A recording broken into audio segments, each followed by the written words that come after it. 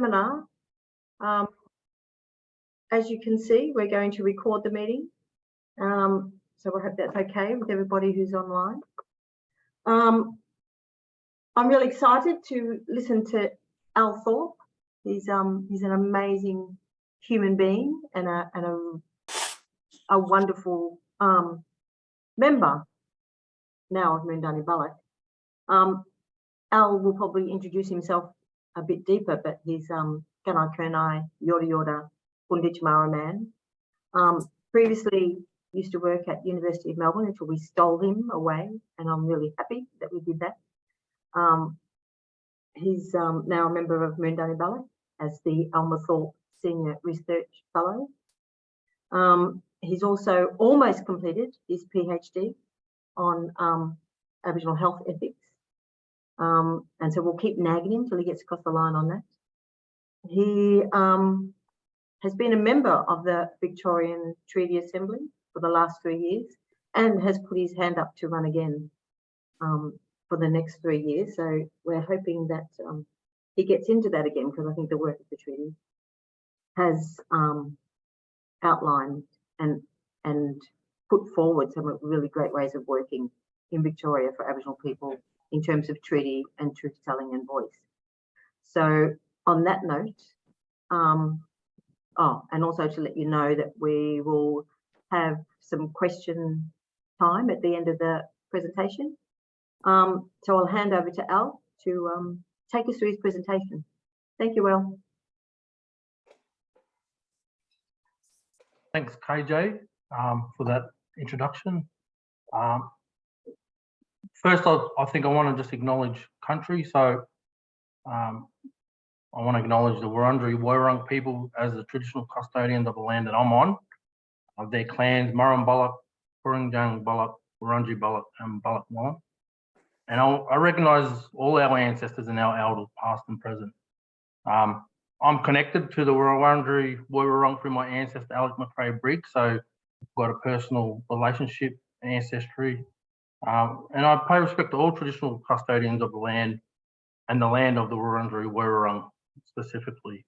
You know, it's well recognised Wurrundjeri, as well as Woi Wurrung, you know, have shared Melbourne as their country. So really important that we do that, I think, as part of this presentation I'm going to give today. Because connection to country is just, it's a really important part of our positioning, how we position ourselves. Our people have been here forever and will always remain here. We've got ancient jurisdictions made up of a system of cultural geographies, law, traditions, rules, values and structures that were effective for thousands of generations. You know, 250 language groups in which our nations, clans and families continuously adapt and use to collectively organise themselves to achieve the things that are important to them. And our law gives us clear protocols and obligations for how to behave and interact and carry a collective intergenerational responsibility to care and protect each other and our country. And I want to just acknowledge that our sovereignty has never been ceded, not in 1788, not in 1967, not with the Native Title Act, not with the Uluru Statement from the Heart. So our inherent rights are our birthright, are collective, and as distinct and independent nations across this country, we possess inherent rights to self-determination. And this image here is I think it's an amazing artwork and it's actually done by William Barrack, so a well-known activist, Wurrundjeri activist, called Ceremony. So, you know, that's what this is all about. What we're talking about is decolonising. So who am I? KJ done an introduction. Thanks for that, KJ. I think you pretty much wrapped me up. I'm Gunai, Yorta Yorta, Gunditjmara, Wurrundjeri Woi Wurrung. I'm an Aboriginal health researcher. I'm a dancer. I've danced in my younger years. You know, I'm a community member. I'm active. I've got 4 kids, a family, and I really, you know, that's the core of me, who I am, and why I do what I do. And I'm also the Alma Thorpe Senior Research Fellow at Moondani Balluk. I'm very proud to hold that title. It's my grandmother, her legacy. So I've got a lot to live up to. She's a well-recognised leader in the Victorian Aboriginal community. She's done a lot of work around in the health field, talking about holistic Aboriginal health and bringing that in the 70s to Australia. So I'm really proud to have that recognition in this role. But I'm also a metropolitan member of the First Peoples Assembly of Victoria, and that's what I'll be talking about today, about treaty making and where we are.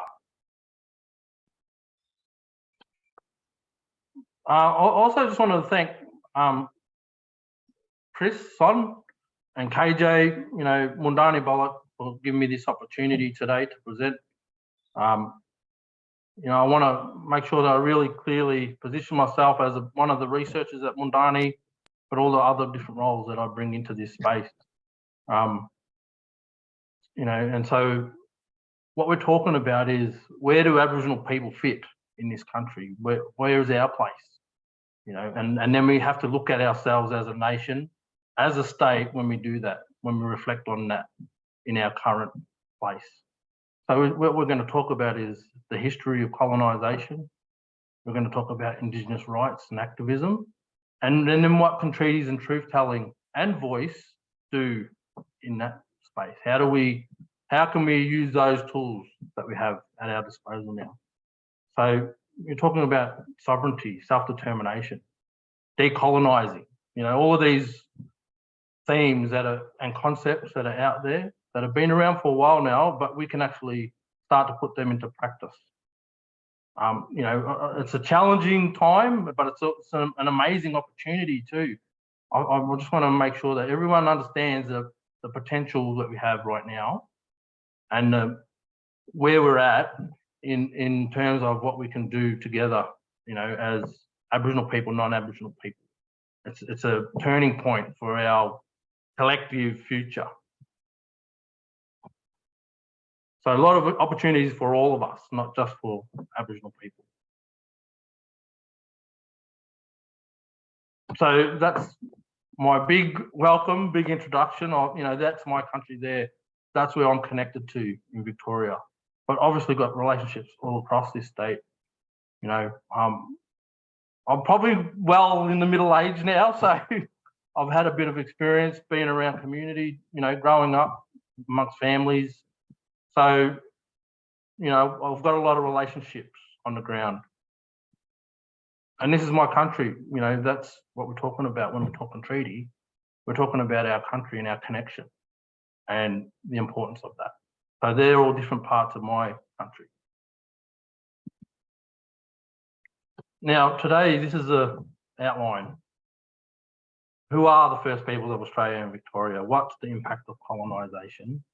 How do we use a human rights lens, a human rights perspective, to talk about treaties and truth-telling? So I'll sort of go over a few of these things, and then hopefully by the end of that, we can have a bit more of a discussion, some questions about where we're at.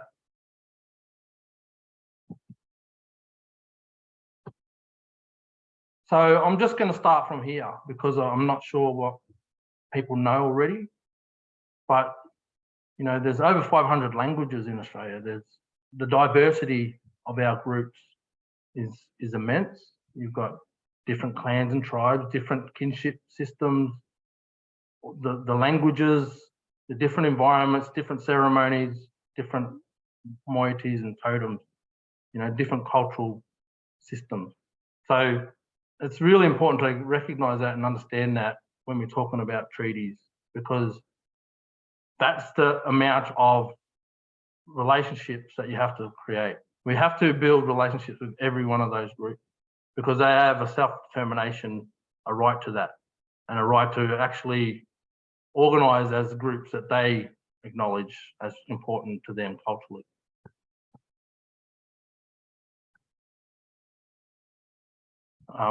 We don't have one Aboriginal group. There's no pan-Aboriginality. So we're not a homogenous group of peoples. We have so many distinct layers. Although we've got a shared history of being colonised. So that's the shared experience that we have. And there's lots of similar belief structures and worldviews amongst the groups. We talk about songlines a lot. So, there's that shared understanding and Indigenous knowledges, but we don't have one homogenous Aboriginal culture. Each community has its own cultural determinants, their own expression of identity. So it's very complex and diverse.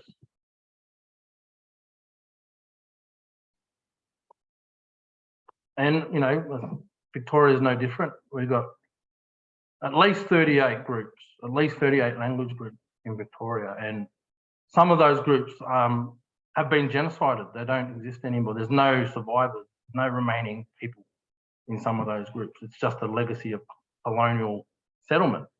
And this is some of the things that we have to all face if we want to move forward. So what do we do about that kind of issue? But we have diverse country in Victoria. We've got mountains and rivers, and we've got coastal areas. We've got, so it's understanding that diversity as well and how we relate to country. And as people, if you're a Victorian, you can appreciate our beautiful landscapes and our beautiful country as well.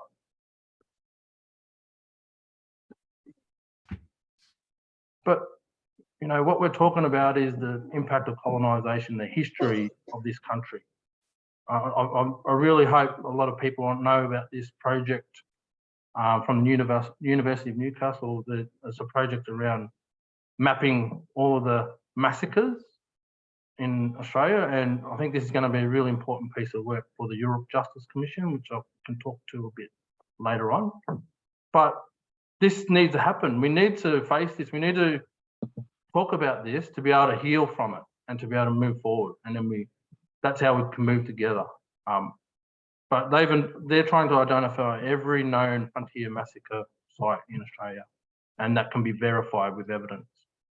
So an important part of the puzzle here for treaty. And obviously, in Victoria, we faced a lot of massacres. We were right on the forefront of that because of how settlement occurred. The East Coast was we were devastated by colonisation, by invasion. So there was a lot of forced assimilation, loss of land and resources, dispossession and resistance. But that's created a lot of intergenerational trauma and health disparities that we're still facing today. There's some work by Professor Janet McCalman around the impact of colonialism on health and the intergenerational impact on families. There's it's a recognised that there is a intergenerational impact of trauma. We had missions and reserves here in Victoria, and there's a couple that still remain. Systemic racism and discrimination, extraction of resources and economic exploitation of our country. So disruption of our cultural practices and our caring for country. So this is all needs to be understood if we can go forward and do meaningful treaties. And the work of the Yoorrook Justice Commission is so important. And this is more of the work from the University of Newcastle team. The documenting, this is statistics of this trauma of the invasion of this country, and so I think it's up to all of us to understand this. But it's how do we move forward now? What do we need to do to repair and heal and to come together? So this is one of the reasons why I wanted to use this human rights perspective to talk about this today, so we can recognise the impact of colonisation and the violation of our rights, but then to understand and analyse those structural patterns of disadvantage. What are the systemic issues we have, and how has that been a result of colonisation? What are those ongoing effects? And then how do we look at those implications then in a treaty, in the negotiation of treaty? But we can also use this human rights framework to underpin some of our, give some agency back to Aboriginal groups, some independence by having Indigenous self-determination embedded.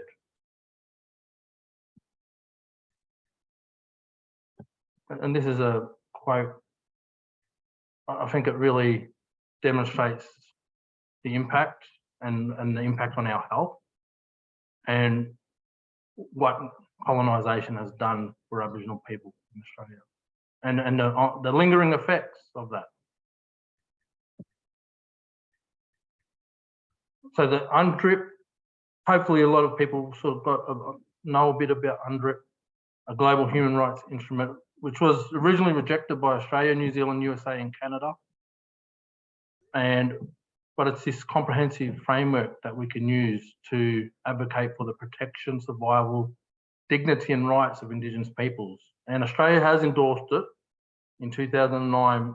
There has been a special rapporteur report in 2017, which raised some concerns about the treatment of Aboriginal people in Australia.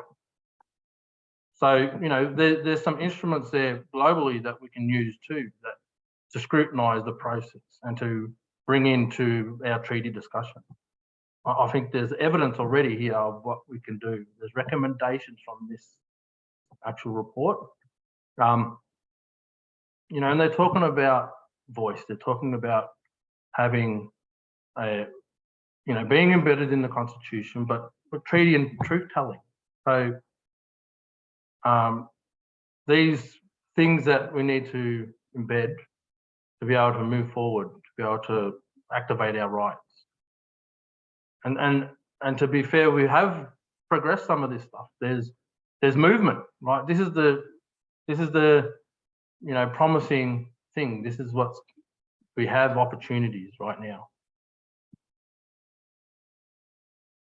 And this reinforces all of these rights for self-determination, freedom from discrimination, autonomy and self-government, choosing our own representatives, not to be forced to assimilate, and to protect, control and develop our country.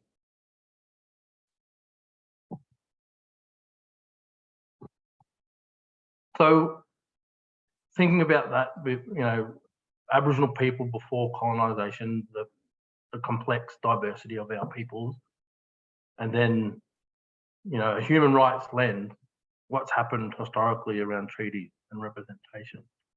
So this is a bit of a summary, but it's not a complete summary, but these are some of the things that have happened in the last 250 years or 230 years. So, you know, there have been attempts to do a lot of this work. This isn't a new call. Treaty is it's been a long-held idea, aspiration for Aboriginal people since the day of mourning in 1938. So William Cooper petitioned to have Aboriginal representation at the federal level way back then. He was asking for Australia's lawmakers to be informed of the views of Aboriginal people. He believed this fundamentally important to his people's well-being because he knew those who governed their lives back then acted without any consideration of Aboriginal views. So that was a call 90 years ago, you know, for us to have representation. There's calls for treaty at, you know, the National Aboriginal Conference in 1979. There's been the Barunga Statement. There's been Mabo. There's been, you know, and then we've had the Uluru Statement from the Heart in 2017. We've also had settlements. So there's been the Noongar settlement in 2016. That's a significant achievement. And obviously in Victoria, we're really advancing treaty. We've got lots of things that we've built here. But I just wanted to recognise right at this point the leadership of our past Aboriginal activists. You know, that we wouldn't be in this position today without that, without protests, without activism, without campaigning, without the advocacy that laid the foundations for us. So, you know, we wouldn't be in this position without that. So there's been a lot of tears and a lot of turmoil to get here, you know, but we're in a good position now. So that was a way to put our Indigenous rights, sovereignty and self-determination on the agenda. It's been a long conversation. So we are ready. We are ready for this. You know, and if you think about in a global context, we're the only Commonwealth country without a treaty with its Indigenous people. You had the Treaty of Waitangi in 1840. So we are way behind in that sense, but we now have the opportunity to build an amazing collaboration, like recognition and respect for Aboriginal people.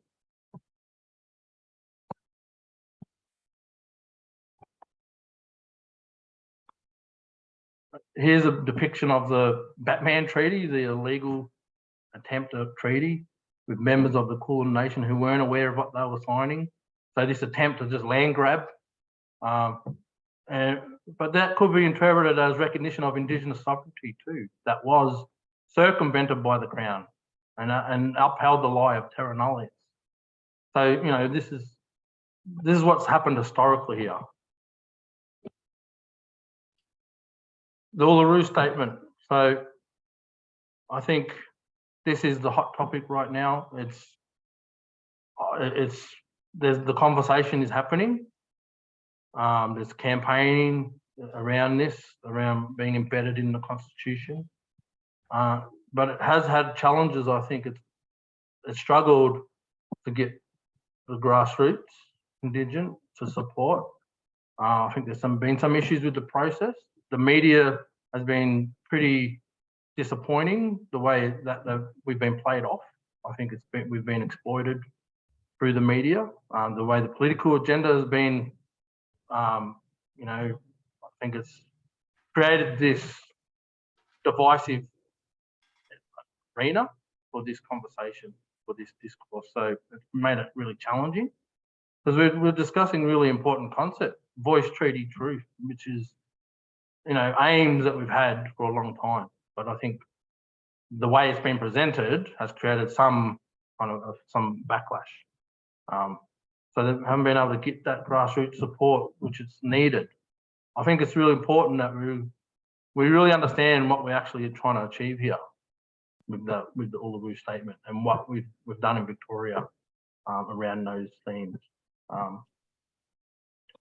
So you know, but this is the Aboriginal affairs is not easy. Like we've got so many groups, the diversity of our groups and the different voices that we do have makes this not an easy solution. We have to really work on the design. I think it's really critical how this is designed, if it gets up, is really the key point. I've noticed that traditional owners in Uluru have, you know, there's some questions around how this was all done. So even our law and our business, you know, how do we make sure that that stays and is upheld when we engage with government, when we do these processes, you know? And I just want to make, there's a statement that's going around on social media about one people, one voice, no argument. And I think that's probably a good way to look at this. How do we utilize this opportunity, but come together around it? I think that's really important that we unify. But important conversation for everybody, not just for Aboriginal people. We're talking about the country. We're talking about our identity as Australians. And so if you don't know much about the Uluru Statement, it's seeking constitutional reform for an advisory body, an Aboriginal voice, a First Nations voice enshrined in the Constitution. But there's other steps, there's some following steps that's been committed to by the Albanese government. So they've put it on the record that they want to follow through with the Makarrata Commission around truth telling and also around treaties. So I think we've got to look at it in a holistic way. We've got to look at the whole, because the voice is the first step along that path. So we've been trying to advance we've made progress in Victoria around those three principles of voice, treaty, truth. We're well down the path. And we've shown what you can do. We've shown what you can do when you have progress, when it's grassroots, when it's community driven. We've had our own challenges with the process because it isn't easy, because we are trying to decolonise at the same time as creating our own systems that interact with government. So it is not easy, it's complex, but the potential is great and long overdue, you know, long overdue for this kind of relationship building and for this empowerment of Aboriginal people to have a real stake, equal footing That's what we're talking about here when we talk about treaty. So in Victoria, what's happening? Well, we've got the First Peoples Assembly of Victoria, an Aboriginal representative body, democratically elected. We've designed a treaty negotiation framework, a treaty authority, and a self-determination fund. So that was driven by us. That was definitely our Indigenous leadership that got those three elements agreed to by the government. So that's happened already. They're getting put into position now. In addition to that, we've established a Yoorrook Justice Commission to undertake a truth-telling process in Victoria. I can't emphasise this enough, how much people need to engage with this. There's some significant outcomes already that are coming out from the witness statements, from the hearings. So if you aren't across this, you need to get across it, because it's going to have implications for everything, for the way we even look at ourselves as Victorians. You know, it's going to create this new future for us. That's the way I look at this. I think that we have to look at it like that. We have to give it the significance. We have to appreciate it. And all of this is leading up to our statewide treaty that will commence by the end of the year, potentially, depending on when we can get our, communities organised. And there's some work to do still. It's going to be ongoing. This is not going to be one treaty fits all. It's not going to be a one treaty that is done and dusted. It'll have an ongoing, continuous element to this. So that's what this next election for the First Peoples Assembly is about.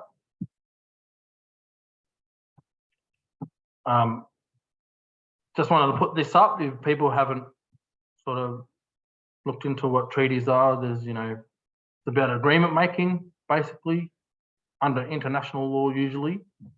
And this is a unique circumstance where traditional owner groups in a state that are negotiating with the state. So, but in effect, it's the same. What we're doing is, creating agreements between sovereign entities.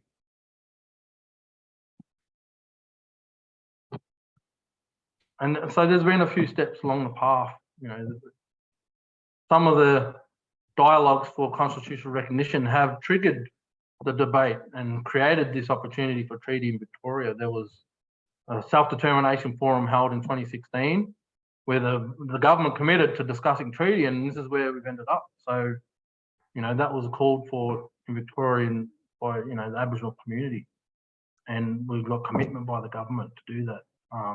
We've had the Treaty Act that passed in 2018 that involved the Victorian Treaty Advance Commission. There was a treaty working group that helped create that process.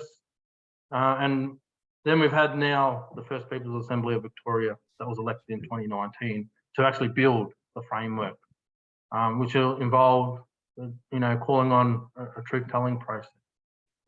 We've also had the Treaty Authority and Other Treaty Elements Act passed pretty unanimously, bipartisan support. We had the Parliament standing to cheer for this legislation, so it was pretty significant.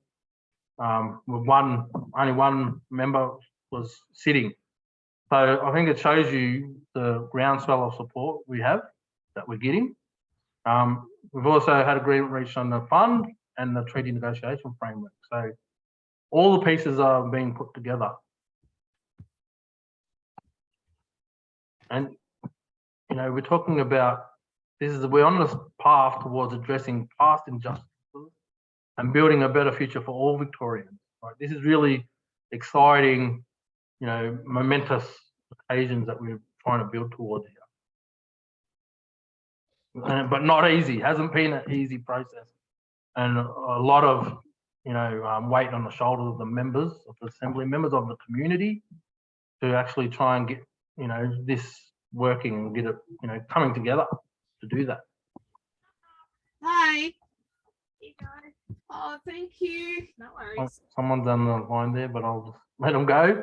So that act that was passed in 2018, created the process for us to put the body together, which is the First Peoples Assembly of Victoria, and this is the work that we had to do. That's there. You can see the treaty working group, you know, in Parliament, getting that act through, getting the next steps for treaty. And this is our first People's Assembly of Victoria that we had our first meeting in Parliament, which was, I think, pretty amazing that we could go in that colonised space and assert our cultural authority.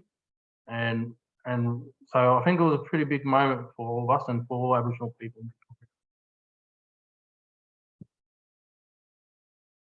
So what does voice look like here? Well, we've got this assembly now. It's an elected body, 31 members, all traditional owners. 10 of those are registered Aboriginal parties that have a reserve seat on the assembly. So they automatically get a seat or a decision-making position on the assembly. We've also created additional pathways for traditional owners that don't have recognised government status. And in June, just recently, we finished our election campaign. So the votes have been put in. We're still waiting to see what happens for the next iteration of the assembly. It also incorporates an elders voice and a youth voice. So, you know, those cultural governance elements are incorporated. They're respected in our structure.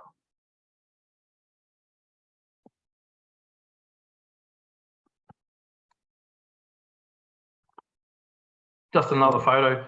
I don't really like putting photos up of myself, but I think, you know, I think they're pretty significant moments, and all of these members represent communities, and they're all part of family and clan and traditional owner group. So the fact that we could come together after all of the impact of colonisation and then still be able to come together and make these kind of decisions, I think was really critical. We have put a position out on the voice, so with conditions. So the voice should not interfere with our progress towards treaty in Victoria. The assembly is a structure that we think should be respected in a national voice, because we're structured on traditional owners. So we think that's the model that needs to be respected in Victoria. And it should align with our structures and processes to uphold the self-determination of those groups. You know, so we believe that we've already created a system here for, you know, that has actual decision-making authority in this state. So I think that should be respected. As you can see there, that's our structure. A lot of meetings, a lot of committees that we've, you know, bureaucratic systems that we've had to put in place to be able to do the work, but overlay with our Indigenous cultural governance, which is a work in progress. Like, this is, it takes years to decolonise, and I think we're only at the beginning of that with this assembly.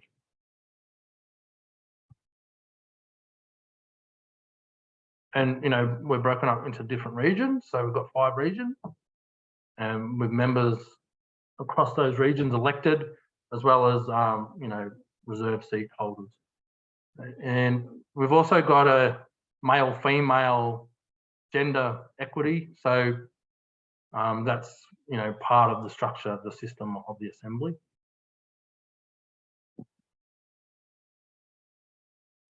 And we've been out and about, working with community, trying to get consensus on things.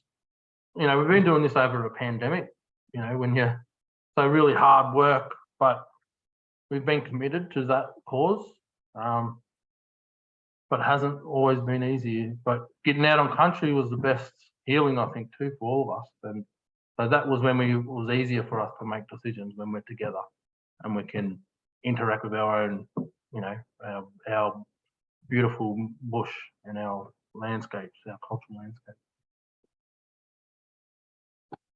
So this is what we've built. We've created a treaty authority that will be established by the end of the year. We're in the process of doing that. But it's an independent First Peoples-led umpire. So all First Nations people will be on that treaty authority. It's independent from government. The government has no will have no authority over the treaty authority. It's grounded in Aboriginal law and cultural authority. So it's embedded within the structure of the treaty authority, and it will have 5 to 7 members to start with. We've created a treaty negotiation framework, so setting the ground rules for treaty negotiations, underpinned by Aboriginal law and cultural authority. This is been agreed to by the government, so that's locked in now. That needs to be respected. Every traditional owner group determines what that law and cultural authority looks like for them when they negotiate treaties. So, you know, these elements are being put together to create this pathway. And we've also got a self-determination fund, which is controlled by First Peoples. It has a relationship with the First Peoples Assembly, and it's to create a level playing field. So it's to get equal footing. It's to support and give resources to traditional owners to undertake treaty negotiations. We've got an initial commitment of 65 million into that fund, but obviously they're going to need a lot more to go into that to create that equal footing that we need.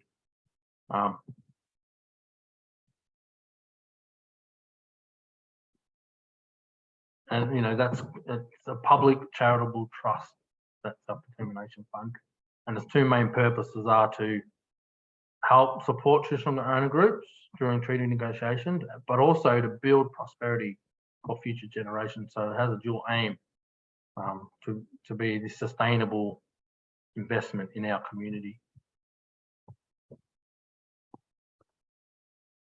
Another photo. Sorry for the photos. I think we've got to break up, you know, because this is a really complex.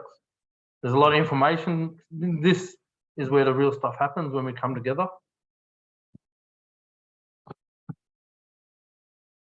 And, you know, in Victoria, we've created a hybrid approach to treaties. So we'll be undertaking a statewide treaty that the First Peoples Assembly of Victoria will represent the collective interests of all the traditional owner groups. And then also traditional owner groups independently will be able to negotiate treaties for their own country. So that's the dual approach that the government has agreed on to this hybrid approach to treaty making. And, you know, this statewide treaty is going to cover, hopefully, all the matters that affect the lives of First Peoples in Victoria. We've got some really ambitious goals for our treaty making here.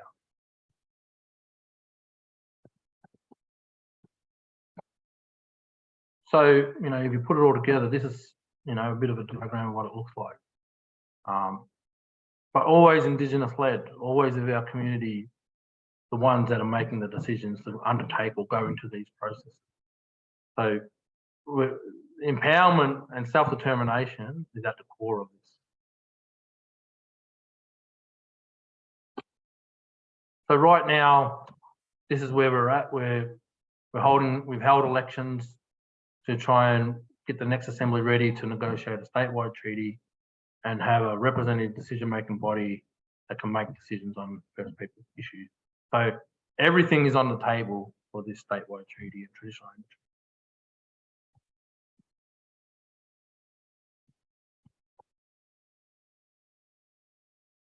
Just some more, you know, we get around to all of our groups. You know, we have meetings on all of our countries. So you're talking about these relationships that we've had over generations since we were kids, and making sure that everybody comes along, everybody is included on this journey that we're all taking. So that sort of summarises the treaty conversation that we're having in Victoria. But an important part of that, obviously, is the truth. So the Yoorrook Justice Commission, and Yoorrook means truth in the language of the Wamba Wamba, and so it needs to uphold those protocols too, around how we do this, how we undertake this truth-telling process.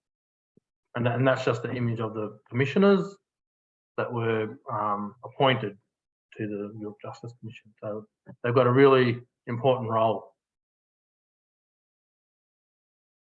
And it has the powers of a royal commission, but it's not a statutory body. We purposely created a different kind of model so that it had a bit more. So there was interesting things that we did to try and give it a bit more autonomy, a bit more independence. So, this is the model that we've created, and it has a letters patent that creates the rules, the mandate for this commission, what the work they needed to undertake. And they've had public hearings with Aboriginal elders, government ministers, Aboriginal leaders, experts, and service providers. And we've just had inquiries on criminal justice and child protection. And I think the police commissioner and deputy police commissioner made some pretty significant statements around racism in the police force, around the systemic racism, and admitted to that was happening within the force. So these are things that are really, I think, pivotal for us when we talk about how we negotiate treaties. What do we need to do for that systemic reform that needs to happen around the justice system? And they've just been given, the Yoorrook Justice Commission has been given until 2025, so further, funding to try and finish that work. I'm not sure. I think there might need, depending on, how this happens over the next couple of years, there's a lot of things that still need to be covered off for that commission. So just to recap, here in Victoria, we are undertaking these elements already. We've got a First Peoples Assembly of Victoria that represents traditional owner groups in Victoria and has decision-making authority, and will go forward to undertake treaties. So treaty negotiations will hopefully commence in 2023. Once we have fulfilled all the obligations to get ready to enter into those negotiations. And we are undertaking a truth-telling process right now with the Justice Commission. And there is significant commitment by the state too. There's legislation, but there's also, 82 million from the recent budget announced for the Assembly to prepare and to enter into treaty negotiations. There's been 6.4 million to the traditional owner corporations to support them and to ensure that they're ready to negotiate on equal footing. There's some investments here happening to continue this work. The Self-Determination Fund already 65 million there to try and resource and ensure treaty negotiations are fair and equitable, and to also build on wealth and prosperity. And the Yoorrook Justice Commission, I think they've been funded 58 million over 4 years to do this truth and justice process. So, there are investment and commitments by the state to undertake all of this. But more importantly, these elements of our human rights are embedded.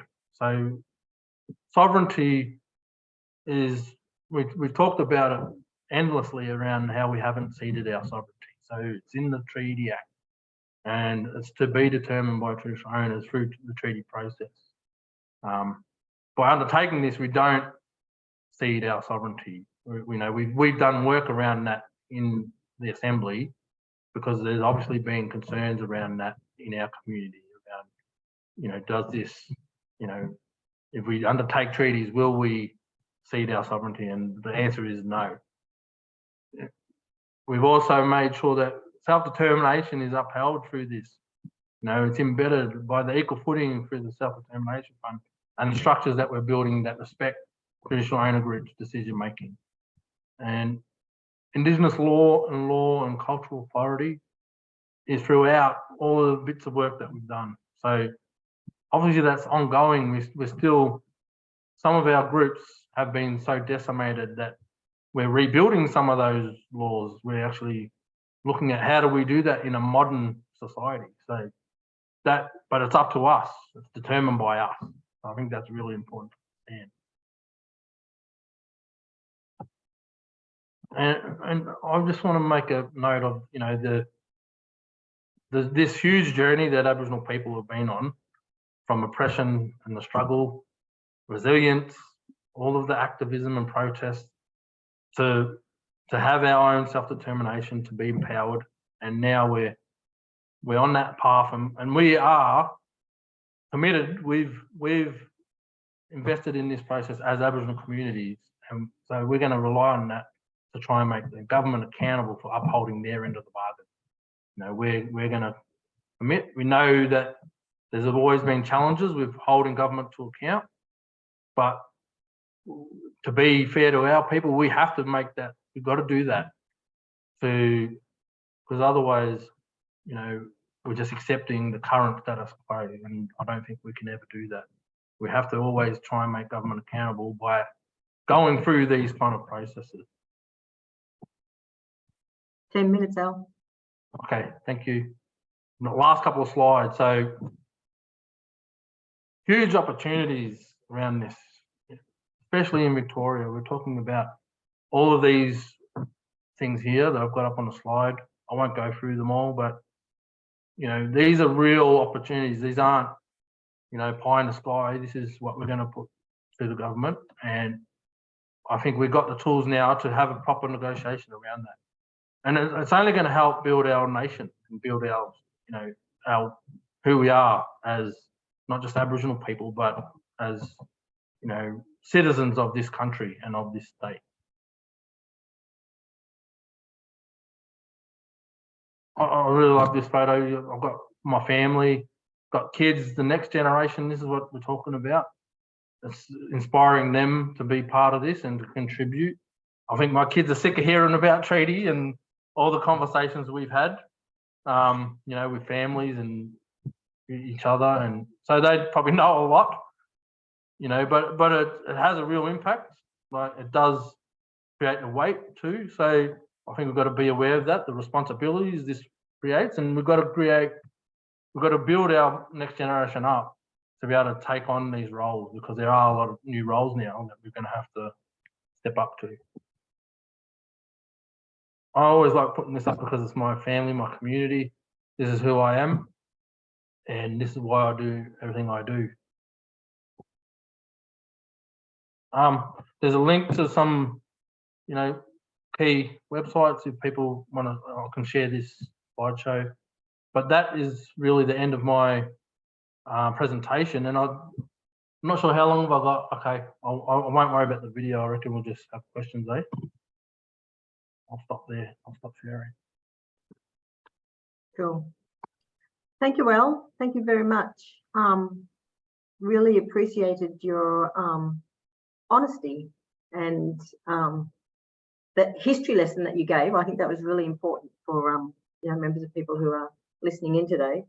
But I really like that the notion of what you're talking about around putting into practice, you know, self-determining and Aboriginal community-led ways of working and doing and being together, and thinking about, you know, human rights and the violence that is still put on Aboriginal community. You know, those things are still happening today, and you know, the talk about intergenerational trauma is really important to what is happening to Aboriginal people on the ground. But I think, you know, the notions of repairing and healing and giving dignity back to Aboriginal community and respect and recognition are really important things that I think the Victorian process is working towards. And I get a great sense of the deep work, the really deep work that's been done by the previous Treaty Assembly members. And I know it's been really hard. And I know that there's been times when there's been tensions and complexities in those decision-making processes, and the ways that I think the Assembly members have worked together to come to a point of, you know, making those really amazing decisions around a treaty authority and the self-determination fund and Yoorrook, and actually setting up Yoorrook in the way that you have as a Royal Commission, I think is really important work for Victoria. And it just shows how much power and hope and potential there is when you do put local Aboriginal community together to work through all of these issues and the things that have happened to us and the things where we want to go. Yeah, it makes me proud of the work that you've done alongside the other treaties and good people. and I really look forward to those future directions. As an aside note, my son, speaking about children, has just found out that he's the Jarrah rep on Treaty Assembly. So Amazing. Deadly. I'm really proud for him. Great news. Yeah, that's really, it's wonderful news, and it makes me nervous and scared and happy and proud all at the same time. But so he'll have his work cut out for him in that space. So I want to maybe open up and see if anybody's got a couple of questions before 1 o'clock comes around. Heather, I see Heather's hand up. Heather Marsh, yep. Always the talkative one. Thanks so much, Alister. That was really great. And I took lots of notes and I took lots of photos of your slides. I hope you don't mind. All right. I'm wondering, as a colonist descendant living in this state, what would be, I mean, I'm reading Decolonising Solidarity with a book group, but what would be some of your suggestions about how to act at this kind of critical time in solidarity? Well, critical allyship is, obviously one of those things that is how we can, support Aboriginal self-determination by just being an ally. And I think the systems that exist already, where there is already that level of authority, the bureaucratic institutions that hold power, it's how do they relinquish some of that and share that with Aboriginal leaders or groups and share some of those responsibilities for how we move forward. So that's in all different environments. I think education is a huge space that needs to be, critically reflected on in that regard, because it's got a lot of systems, traditional systems that are barriers for Aboriginal people. And so, and a lot of allies are in that space. So I think it's up to each one to reflect on their positionality too, and what kind of power they do hold and how do they share that. That's the short answer, but it means that systems need to change too. That we need systemic reform to allow that to happen. Thank you. And just one follow-up question. In some situations, like in gender equity, for instance, we sometimes use quotas. Do you think that that's a worthwhile way to force the ceding of powerful positions by setting quotas for representation? I think it's one tool. The one thing we've got to be careful that we don't set ourselves up when we're not ready. And I think that's one of the things I've noticed as part of this process. We do have a lot of, just in our own community and now within these systems we're creating, we have a lot of need for Aboriginal people and with expertise and skills to, step into some of these roles. And without the capacity there, I think it creates a burden. So it's a balancing act, I think. But I think it is one tool that we can use as a target, so sort of a measuring stick. I think it's useful. But they need to invest too then, there needs to be investment into those people that need to fill those roles. Thanks, Al. Thanks, Heather. Anyone else with a question? A burning question? Or just one?